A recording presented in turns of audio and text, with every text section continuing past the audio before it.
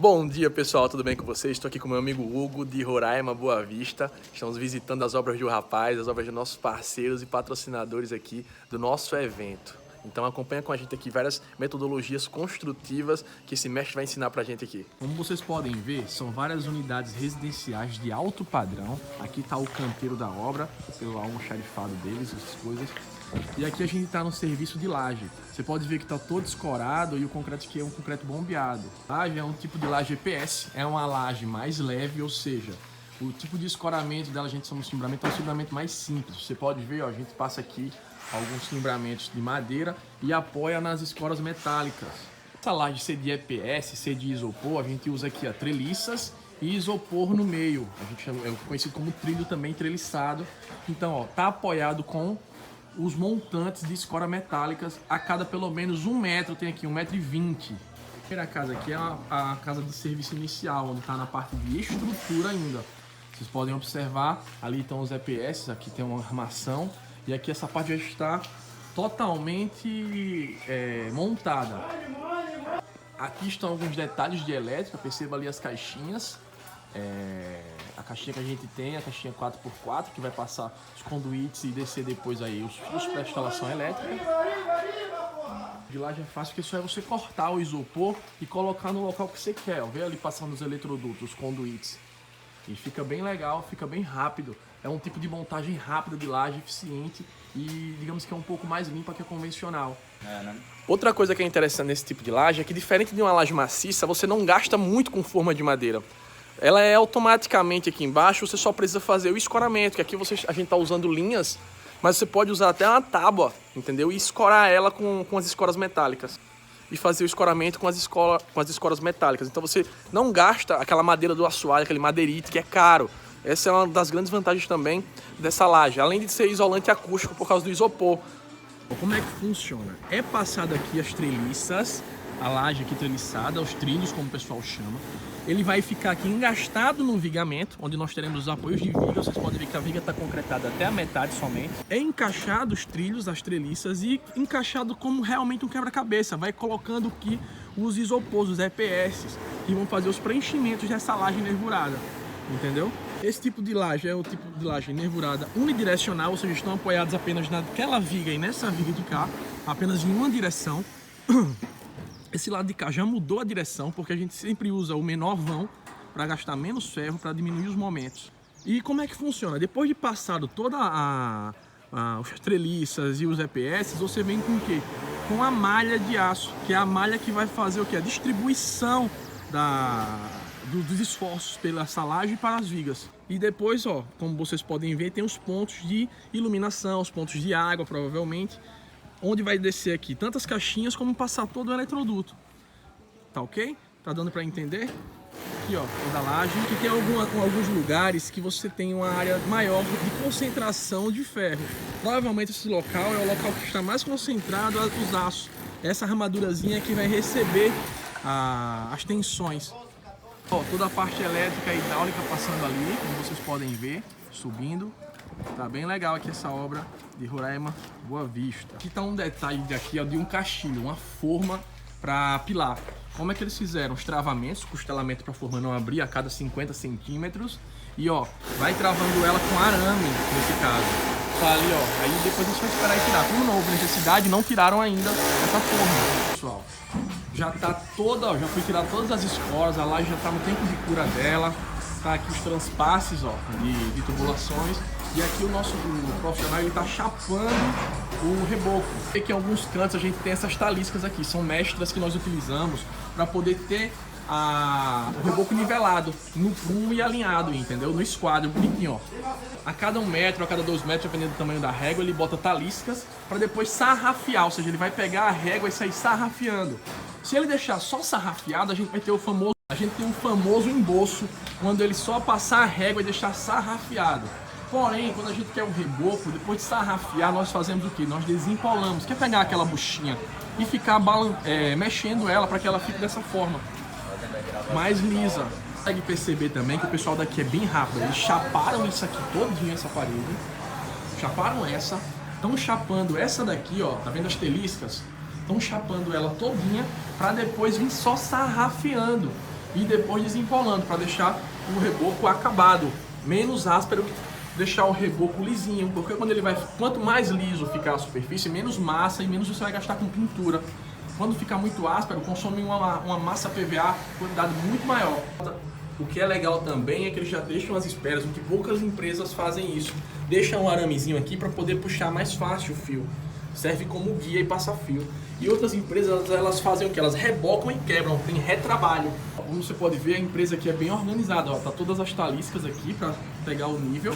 Ele vai jogar aqui a massa daqui até aqui embaixo e depois passar a régua para nivelar, deixar lá uniforme. E você percebe outra coisa, é o seguinte, a empresa aqui é muito organizada. Ela já deixa as passagens tudo antes de rebocar. O que outras empresas fazem é o seguinte, é rebocar e depois quebrar, ou seja, um desperdício maior de mão de obra e material. São várias unidades, aí eu passei naquela lá que ainda vai concretar a laje, passei na segunda que eu estava mostrando o reboco, e essa aqui já está quase pronta. Olha a estrutura de coberta em madeira e telha cerâmica, na verdade é telha cimentícia. E aqui a laje concretada. Depois de concretado bonitinho, você não vai ver nenhum dos pontos, ele fica totalmente embutido na laje. E já estão aqui os pontos elétricos, como vocês podem ver, aqui está a coberta. Os fios aqui, como forno, são passados pela madeira, através de fixa-fio, que isso pra gente é bem legal, porque diminui o contato entre os fios, ou seja, tem uma capacidade maior de condução de corrente, porque não há troca de calor, como nos eletrodutos. Outra coisa muito importante que eu tenho que deixar registrado para vocês, é um detalhe, mas que faz a diferença. Toda caixinha 4x4, seja do que for, ou até registro, ponto de água, ele tem que ser sacando pelo menos meio centímetro a 1 centímetro sacando, porque quando a peça de cerâmica passar, ele tem que ficar exatamente distorcendo. E o que acontece muito mesmo é o seguinte, o que acontece muito é das pessoas deixarem a caixinha para dentro e quando passar a cerâmica ficar distorcendo, ficar por cima, ou seja, a caixinha ficar funda ou a caixinha sacando demais. Então tem que ser prestado atenção de acordo com cada porcelanato ou cada revestimento que você vai utilizar. Estão vendo toda a laje aqui, as esperas de tubulação, mas ó, o detalhe é como é feita a ligação hidráulica, ela fica realmente coladinha com a laje. Todas as instalações de esgoto de água fria passam aqui por cima, encostadinho na laje. Feito um forro, ó, tá ali uma entrada provavelmente da caixa sinfonada, entendeu? Aqui a saída do vaso sanitário, a gente conhece isso pelos diâmetros, entendeu? E provavelmente vai ser passado aqui todo o forro para esconder essa tubulação. Então depois que a gente faz toda a instalação, fixa bonitinho com arame ou com abraçadeira e depois vai passar do forro para esconder esse material, tanto de elétrica como de hidro. A casa é alto padrão, tá colocando aqui tudo porcelanato e a minuciosidade tem que ser tão precisa, porque é alto padrão, que você tem que usar espaçadores para deixar de forma uniforme os pisos, totalmente alinhados. Outro detalhe aqui que vocês têm que saber quando o cara está assentando o porcelanato, e ele sempre vai fazer o seguinte, ele sempre vai tirar primeiro o esquadro, ou seja, ele vai pegar uma fileira de canto e essa fileira de canto é o que vai dar mais trabalho a fazer esse esquadro. Porque nesse esquadro é que ele vai tirar todo o alinhamento certinho. Depois que ele tirou esse esquadro, é muito mais rápido você seguir, porque já está todo alinhado, então você só vai seguindo com as peças do jeito que ele está fazendo aqui, ó. Uma a uma, tá sentando. Opa, meu nome é Hugo Peixoto, sou aluno de Engenharia Civil aqui de Boa Vista, Roraima, e estou acompanhando o Felipe aqui na obra hoje. Aqui, pessoal, vocês podem ver, ó, que quando o porcelanato é acima de 900 centímetros quadrados, você tem que passar... Aqui vocês podem ver que quando o porcelanato é acima de 900 centímetros quadrados, você tem que passar duas colas. Uma no piso e a outra no porcelanato também. Então, como o nosso amigo Hugo falou, acima de 900 centímetros quadrados a gente tem que passar duas colas, tanto no piso como na peça. Agora tem outro detalhe muito importante aqui para você. O revestimento de parede já está colocado e vocês têm que perceber o seguinte, ele tem que estar distorcendo com ponto de água e com ponto de elétrica, para não ficar fundo. Nesse caso aqui a pedra é muito grossa porque é de alto padrão, é um material mais espesso, mais caro. Quando você vai fazer aqui revestimento na parede, principalmente esse revestimento que é um revestimento pesado, que é o porcelanato, a gente não coloca espaçador e simplesmente joga a peça, não. A gente coloca prego e régua para fixar a pedra. Quando você botar a argamassa, ela fica presa na parede. Ficar presa pelo menos por um pouco de tempo, aí depois a gente vai tirando e colocando as novas peças, entendeu? Outro detalhe é o seguinte, você percebe que o pessoal botou todo o revestimento de parede e parou na última fiada. Por que ele parou no último revestimento? Porque ele só pode colocar essa última peça depois que o piso estiver pronto, que é para evitar que o piso, quando dilate, que ele fique trincando as paredes, porque a movimentação do piso é maior do que a da parede. Então, se você colocar primeiro da parede, depois do piso, tem tendência de que trinque a última peça. Também. E para ficar totalmente nivelado, tem que estar o piso pronto e você vai e desce com o último acabamento, com a última peça, o trincho que ficar faltando. Aqui, dessa parte de cozinha, área de serviço e tal, tá aqui todo o forro de gesso, aqui é placas de gesso. Então, já escondeu toda a tubulação que tá em cima, a gente nem sabe que tá aqui. Tá legal? Deu para entender? Tem as placas de gesso separadas. A tubulação tá aqui em cima, mas a gente não consegue enxergar porque está acima do forro de gesso, entre a laje e o forro. Deve ser levado em consideração na hora de dimensionar o pé direito. Como vocês podem ver, essas plaquinhas aqui são placas de gesso, são placas de forro. Ela é um valor bem em conta e além de ser isolante acústico, é isolante térmico também, tem característica disso. E o que acontece? Através dessas placas é que vão ser escondidas essas tubulações que estão aqui no teto. Essas placas têm em torno de 50 por 50, ela é fixada aqui em cima através de arames ou pontos, depende do tipo de fixação. Você fixa ela e vai passar cola nas bordas, fazendo a união com as outras peças. Outro detalhe importante, pessoal, é que nas tubulações de esgoto, nas saídas, a gente antes de jogar para o coletor público, nós temos que juntar as tubulações, seja caixa de gordura, caixa de dispersão, para quando houver o quê? Mudança de direção ou mudança de inclinação. Recebendo o esgoto lá da cozinha, as águas servidas, e aqui do banheiro. Então, você depois quando junta através de caixa de inspeção para jogar para a rua, para o coletor. Aqui, pessoal, vocês podem ver que ele é um piso de concreto. E por ser de concreto, a gente tem que fazer juntas de dilatação. A gente pode usar até 1,80 m, dependendo de como seja, mas aqui ele preferiu deixar de forma uniforme, com juntas pequenas, de pequeno espaçamento. A fase é dar o que? É chapar a nossa argamassa. Através de quê? Pode continuar. Através de quê? Através das teliscas a gente vai saber qual o nível, qual o esquadro e qual o prumo que vai ficar esse reboco. Em seguida, tá vindo aqui outro rapaz fazendo o quê?